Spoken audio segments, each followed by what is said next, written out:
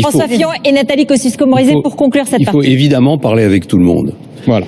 Et il est assez étrange de voir qu'on parle plus avec l'Arabie Saoudite aujourd'hui qu'avec la Russie. Mais il faut aussi considérer que l'Arabie Saoudite, pour des raisons historiques, a une responsabilité particulière dans la montée de cet intégrisme qui débouche sur ce que j'appelle le totalitarisme. Le wahhabisme est à l'origine, pour une large part, de la situation que nous connaissons aujourd'hui. Donc on ne peut pas négliger ça. Vous évoquez une troisième guerre mondiale. Ça veut dire qu'il y a au sein de la société saoudienne, il y a des prêcheurs, il y a des théologiens qui ne sont pas le gouvernement, qui ne sont pas la famille royale, mais qui sont tolérés, qui sont même sans doute, pour certains d'entre eux, craints, et qui véhiculent cette pensée qui est à l'origine de ce mouvement totalitaire. Vous romperiez des relations diplomatiques, Non, ça veut dire qu'il faut discuter beaucoup plus fermement avec l'Arabie Saoudite, il faut la mettre devant ses responsabilités, il faut qu'elle soit au pied du mur sur la réalité de son influence, pas de l'influence du gouvernement saoudien, mais de l'influence de la religion wahhabite, de l'influence de la société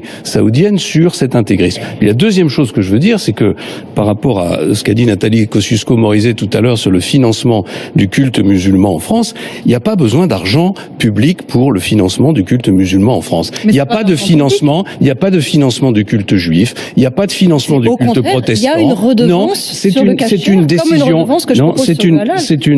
c'est une décision interne à la communauté juive qui n'a jamais fait l'objet d'aucune législation. Si les musulmans veulent faire la même chose, c'est leur droit, mais il n'y a pas à avoir de financement public. Et d'ailleurs, il n'y a pas de financement public de la religion catholique, contrairement à ce que tout le monde raconte.